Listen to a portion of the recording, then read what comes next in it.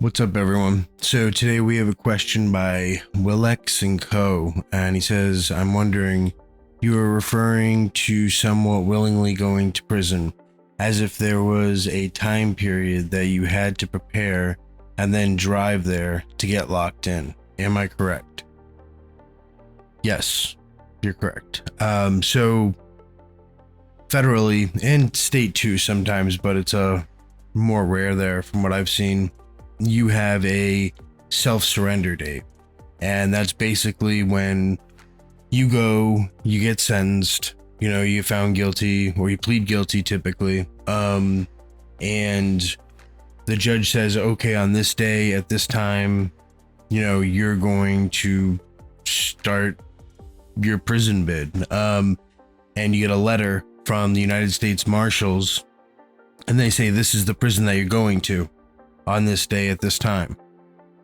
And then you make sure that you're at that prison on that day at that time. If you don't show up on that day at that time, then you're considered an escape, and it's a new charge. You get like another 7 years, and you're never going to go to a minimum security prison like for your entire sentence, which sucks. The higher security you're at, the more dangerous it is at the end of the day, because the more serious people you're with, the more you're with people who are never getting out or have extremely long sentences, or have a lot of disciplinary infractions or discipline problems.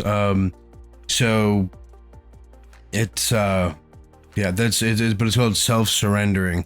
And now when you have a federal sentence and you do self-surrender, you end up like you get credit for that. So because you self-surrendered, they have sentencing points and they have security points. And if you have the ability to self-surrender, then you lose 3 security points right off the bat, which is good. That's a lot of points. Like that could mean the difference between going to a medium security unit and going to a low, or going from like a low security unit to a camp, a minimum security camp, which is like, it's the thing I liked about a camp was that there's like, there's no child molesters, there's no one there that has a sex offense, which is refreshing.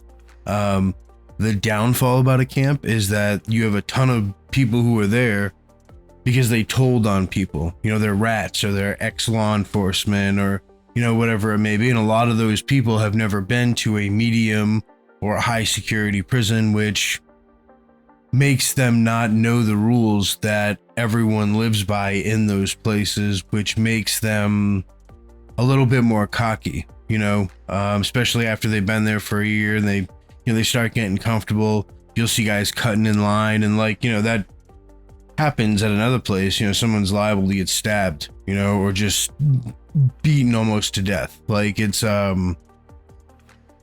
it's no joke. One of the few things that you have in a prison, to some degree, is your respect as a man, and you're expected to act like one. But like in a lot of those camps, like you don't really have that. There's no politics on the yard. Like there's none of that. It's very loose, and a lot of people there, like I said, are just have a bad name. They told on someone to begin with, and that's why they're there. But yes, you can self-surrender to federal prison. You should always try to.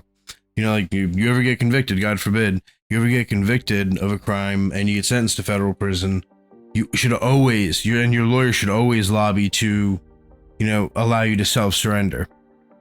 It's like if you get arrested and arraigned, they should always try to get you bond or try to get you released on your own recognizance.